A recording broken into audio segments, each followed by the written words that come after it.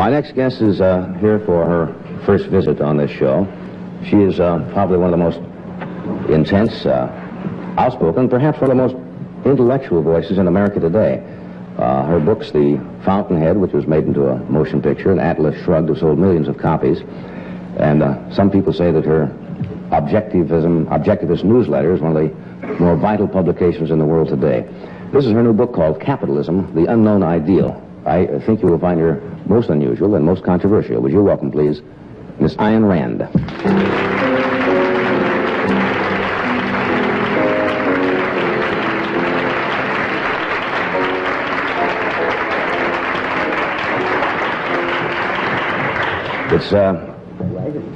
It's indeed a pleasure to have you with us tonight. I'm delighted to be here. I know that you probably don't appear on many shows of this nature. It's kind of a crazy entertainment show generally, although we do like to sit down occasionally and get some views of people that are important in the world today. Well, I don't disapprove of entertainment. In fact, I've been watching you many times. I'm very, very happy. We'll talk about this later on. I know it's very difficult to state any philosophical principles like objectivism in a short period of time or to condense it. But can you give us some basic idea of objectivism and the principles of philosophy that you believe in? All right, now I'll make it very brief with the understanding that anyone who really is interested would look it up in my books, particularly in Atlas Shrugged, because otherwise I can't give long discourse and proof here. So just as mentioning the highlights, the basic principle of objectivism is that man must be guided exclusively by reason. Reason is the faculty that identifies and integrates the material provided by his senses. That's a formal definition. That reason is man's only tool of knowledge, his only guide to action, and his only guide to the choice of values. As a consequence of that, man's proper ethics, or morality, is a morality of rational self-interest, which means that every man has a right to exist for his own sake, and he must not sacrifice himself to others or sacrifice others to himself. That the achievement of his own rational happiness is the highest moral purpose of his life. As a consequence of that, the only system, the only political system which expresses this morality is the system of laissez-faire capitalism, by which I mean full, unregulated, uncontrolled capitalism, a system based on the recognition of individual rights, including property rights, in which all property is owned by private individuals. The principle which ties morality to politics is the principle that no man has the right to initiate physical force, violence, compulsion against other men. Men have certainly the right of self-defense, but no man, no group of men, that includes the government, has the right to initiate force and to force a man to act against his own judgment. Now, this is the essence of the philosophy, but if you want me to illustrate what it means that very beautiful song which we just heard, which was sung magnificently, only in reverse. It means that man, if he chooses his ideals rationally, can and must achieve them. Here on earth, in reality, that there are no unreachable heights for men, there are no unwritable goals, wrongs. In other words, I approve enormously of that which makes people like the song, but I don't approve of its content. I say man can be happy, can achieve the ideal here and on earth. Things with Mr. Rand tonight. Your objectivism is, in a way, of course, why there's so much controversy, is that it is almost contrary to, I guess, the cultural beliefs as people have been brought up, true, as to sacrifice the good of your fellow men and not to have the self-egoism and self-sacrifice, as you call it. Not almost contrary, the exact opposite. And you're saying that man should first serve his own self-interests and be interested in himself first. I wouldn't say first. I would say only. But you will have to explain this. Other men present values, moral values. You serve your own interest best by finding, associating with, working with the right kind of people. Therefore, other people can be a value, a great value to a man, but only when and if they correspond to his moral ideas, not otherwise. In other words, man does not have to serve anyone except himself, but he does, in effect, serve others when their interests and their values agree. Now you said serve yourself. I think you said that when you discuss values quite frequently and why men need values and how they get their values, because you say man comes into the world without any preset notion of values or concepts and learns. Why is it that we were discussing youngsters this afternoon that you find very young children who are by nature selfish? Young children are completely self-oriented. Now, do they learn that, or is that something that is inherent in the very young, that they are completely self-oriented? Well, I think that's inherent in everything that's living. It's inherent in any living entity, an entity which was not concerned with itself, or, put it better, an entity that did not value itself, would not exist for very long. But now, children are below the understanding of the issues. They, in effect, do not yet have a choice. It is when children begin to speak, when they begin to acquire ideas, that their choice begins. And the idea of self-sacrifice is a totally artificial, very evil idea which children and adults learn from others, which is passed from person to person. Now, it doesn't mean that if a child were left alone, he would naturally be selfish properly. No, because it is an enormous achievement to discover rational selfishness, not acting on the whim or pleasure of the moment, but knowing what is rationally an important goal, of what value is it to you, and how to achieve it. The idea of being rationally selfish is not available to children. It would take a long period of thought or the proper teaching for them to discover it. You say man is an end to himself. You say A is A and existence is existence, and we are here as an end to itself. Why is it that man throughout, I guess, at least recorded history, seems to need something else, a belief, which you do not believe in, I assume, that do not believe in the existence of a supreme being or God or creator or whatever no, I do not. You want to label it. Why has man then seemed to need that ever since man has been on earth? Is it to rationalize his existence here? I wouldn't call it a need. I would say he has resorted to it by default, because all the content of man's consciousness he has to acquire. He has to acquire it by thought, by knowledge. He has to discover it by default of a proper understanding of life, which means of a proper philosophy of life. Men resort to blind faith. It is a phenomenon of default. Men have not yet progressed out of it. You don't think it serves a need for many people? You say it's a need, but you say it's the wrong, because it's a wrong need. It's a need that fills a vacuum, in the sense that the actual need is for a conscious philosophy of life. Man is a conceptual being. He can't exist range of the moment. He needs a larger view, a long-range plan. By default of proper rational principles, he falls on religion, because that is all that is offered to him. So that I regard religion as the infancy of mankind.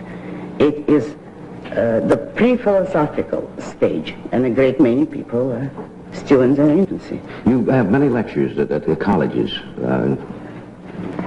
Oh, yes. Do you find the feeling, that type of a feeling, away from religion per se, and more in your, if you say, completely rational reasoning, without faith? I've never attempted to take a poll of those issues, but I just wonder what they asked you and what they discussed with you. Oh, yes. Here's what I find, that young people, particularly in colleges, are enormously anxious to find rational answers. This is not to say that they will all necessarily always be rational, but they need the quest for understanding, for an integrated, consistent view of life is there enormously and tragically. If you begin to speak to them about faith or religion or any form of mysticism, Most of them will not listen with great interest. When you talk about morality and setting a sense of values, does each individual set his own standard of morality? Because one person's morality affects those around him, does it not? No. It does not. It affects it all right. No, but to say that each person sets his own standard would simply mean subjectivism. No, what sets the standards is the science of ethics. That is a branch of philosophy. Its particular task is to define moral standards. Then it is up to each individual to decide what he agrees with, which standards he considers right, if he thinks, which standards he considers rational. Now, an individual may discover a new set of standards, but it is not subjective. It is not just up to him. If he discovers such a subjective code, this is not really morality. This is not ethics. That's just what we call whim worship. Do you think it's immoral, if that's the right word, for somebody who is not productive or to not produce to capacity? No, I wouldn't say that. Well, suppose somebody doesn't want to, say, work. Maybe his self-interest is served by not producing or working to capacity. Oh, wait a moment. Now, if you're asking me, should every man be productive? Yes. And that is not... To the limits of his ability. Yes, but it doesn't mean that he should work himself to death. But he may have other interests in his life, too. But as his primary goal, if you mean should every man's first value, top goal, should it be productive work on any level of ability? I would say yes, certainly. And if a man does not want to be productive, he is immoral. Do the things think the word you was an emotional parasite? If he places other people above his own productive career, his own creative mind, then he's an emotional parasite. Do you emotionally get attached to people, friendships, close friendships? Oh, yes. But you don't place their interests above what you do? There's never any clash, because I would be friendly only with rational people, and among rational people there's no clash. We'll be right back. Back with Ayn Rand now. Ed, did you say you wished to ask something? I was just wondering, in our culture, it seems that everything springs from the family relationship, the little tiny individual groups of husband, wife, child, or whatever. How does that grouping fit in with your philosophy? In other words, how do you share? Optionally. Optionally, I don't think that the family is the necessary unit of society, but I think it's precisely independent individuals that would make the best husbands and wife if they share the same values, the same interests. They would form the proper kind of unions that would be the lasting unions. But I would never maintain that a family is an obligation on the individual. If a man cares to marry, that is fine, or a woman. If not, it's fine also, provided they have rational reasons for their choice. What are the greatest hang-ups you find that young people have today? I suppose guilt, anxiety would be... There's a fly buzzing around here. Maybe it's protesting. Protest? You find a lot of anxieties? That's a word that is used very often by psychotherapists today, anxiety, yes, fears, guilt. It's above all confusion, and consequently, and very often unearned guilt. Some of it is earned, all right, if people consciously do what they know to be wrong, but the more tragic thing is unearned guilt. Young people, and older ones too, who accept guilt because of the wrong moral standard, who are really not guilty, but are made to feel guilty by today's culture. Who sets the moral standards? They say, people say the churches should set the moral standards, the parents should set the moral standards. The philosophers. The philosophers set them. Properly. Now you say who should? Historically, yes, the church has set them for much too long and with disastrous consequences. But if you ask me who should, philosophers. And are they? Not as they stand today, no. No, as they would be... But not all philosophers have the same judgments, do they? No. And therefore, what is the arbitrary reason? Well, it has to come down to the individual again. Each individual has to decide what he concludes is right. But then, how will determine who is objectively right? The one who can prove his case. The one who can prove the kind of code of morality he advocates without any contradictions. I read an article of yours recently. Someone sent it to me about, you were talking about the draft, freedom, and the war, and etc. About that a country should not require or has no right to require of an individual, I may be not having the context quite right, to serve in a... You said it a while ago that if a country is attacked, people defend and will fight. But you didn't think it was right for a country to demand of its citizens a conscripted army was not a good idea. No, it is a very immoral idea. It is unconstitutional. Thank you.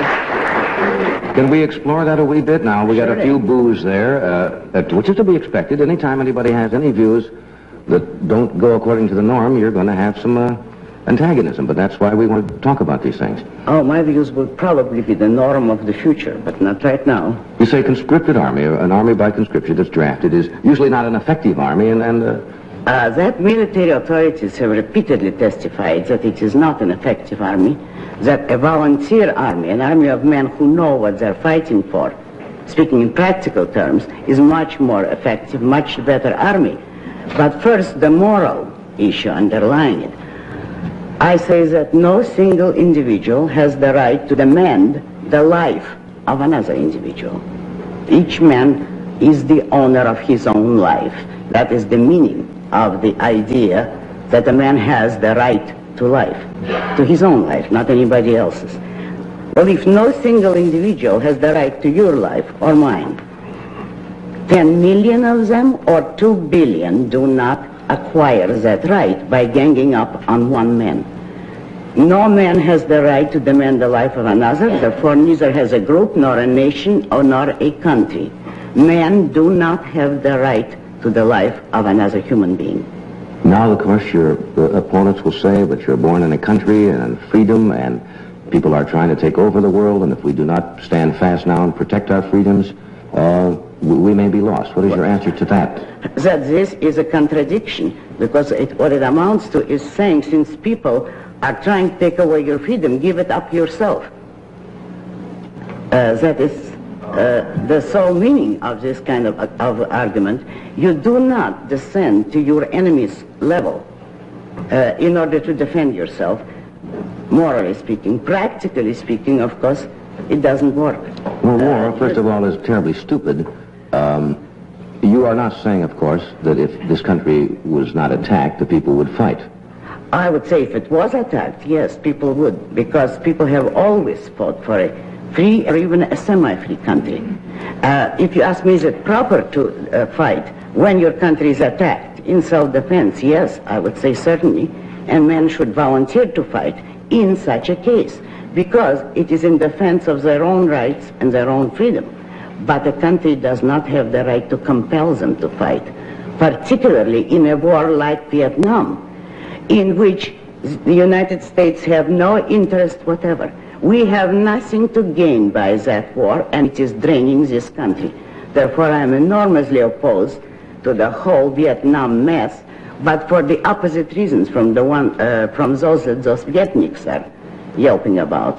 I do not agree with them, but I am against the war in Vietnam because it is a useless and senseless war, and it does not serve any national interest. We'll be right back after this brief message. Stay with us.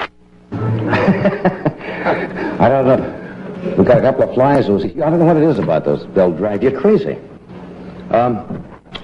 What would you like to discuss? There's so many questions. Obviously, we're talking about the war. It becomes an emotional tug of war with many people, doesn't it? Because you hear the words patriotism, freedom, communist enslavement, and you think sometimes people get emotionally involved in it rather than rationally exploring it? Today, yes. But that is the whole trend of today's culture, is that people act on the direction of their emotions. What is your answer to the people who say if we do not stay fast in Vietnam and we leave, that all of Asia will follow and eventually we will be fighting the war in the United States? I would say Asia is not the place to start opposing communism. I would say we have given up so much in Europe, where if you want to defend civilization, I say if, that's the place to begin. But strictly speaking, if we wanted to save the world from communism, it's not necessary to go to war. All what we have to do is stop helping them economically, stop building bridges to them, which have supported them for 50 years now. That country would collapse of its own evil if the semi-free world did not constantly help them. Now, you were born in Russia. Yes. You were born in now Leningrad, St. Petersburg, then at the time. Obviously, you were tremendously opposed to communism, and it's what it stands for. Not for that reason. But not for that reason. No. Because of the evil of the idea of communism. I've never been particularly patriotic about Russia, because I was very young at the time of the revolution. I was 12. But the whole Russian culture, I am opposed to it. It is a mystical culture. All that I like about Russia is some of her writers and some of her music, but that's about all. I am much more American in fundamental principles than I'm Russian. Do you think it is possible to live, now we have existed fairly well with Yugoslavia and some of the other countries who are communistic without too much problem. Do you think it's possible in the long run to coexist with a communist China? This seems to be the big fight of the Western world, is the containment of communist China. A free country can coexist with anyone and incidentally free the rest of the world. By example, if it is free itself and if it has a firm domestic and foreign policy. Remember that the United States destroyed tyranny, serfdom, and slavery all over the world, not by fighting wars, by example, by free trade. A free country destroys barriers gradually, but for that you need a proper political philosophy. We had the beginnings of it in the 19th century, not the full case, and we lost the case. Why did we lose? Because capitalism cannot coexist with the morality of altruism. If and when we return to a proper political system, it wouldn't be a return and going back. It's going forward because it has never yet fully existed. But it would have to be on the basis of an appropriate morality, a rational morality of self-interest. And in that case, you would not have to fight wars. Because I'll call this to your attention. The 19th century was the most peaceful period in history. The only period without a major world war between the end of the Napoleonic Wars and World War I. And that was the closest to capitalism that the civilized world had come. Contrary to all the popular nonsense, capitalism does not lead to wars.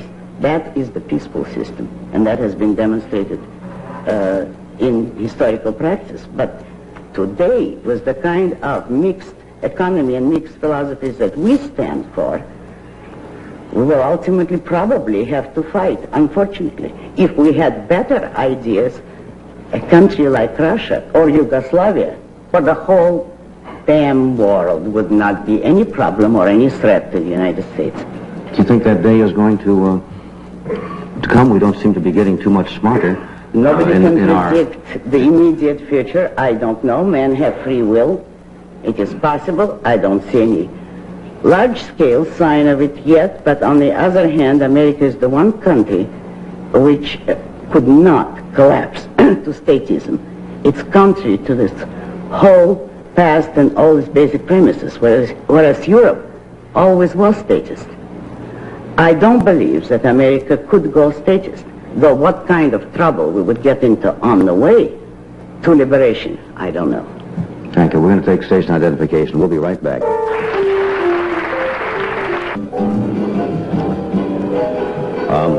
We've been talking the past half hour with Ayn Rand, and Buster Crabbe, who was scheduled to be on tonight, will be with us next week.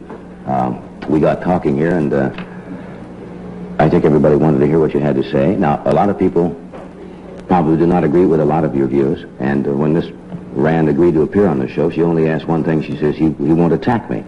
And I said, no, I wouldn't do that, because I don't think it's a good idea to invite a guest on the show and then take issue with their views, or to bring somebody else on with opposing views and have them sit and yell at each other for half an hour. I'd much rather have you here and express your philosophy, and other times we've had other people on the show who may have opposing views, but I think it makes for a much easier show, and people get more information from it that way.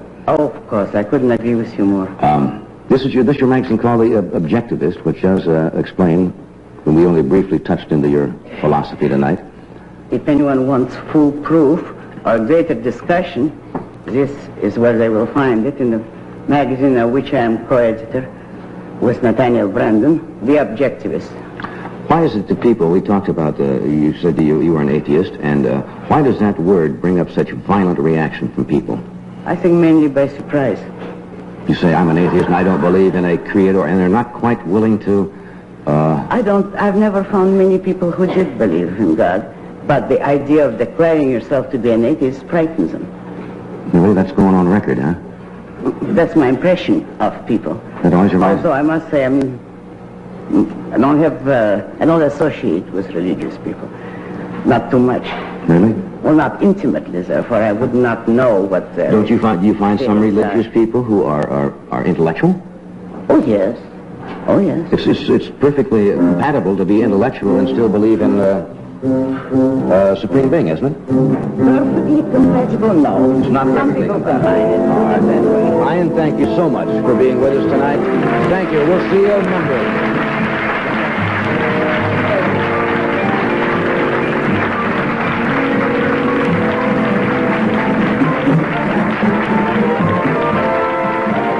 This program was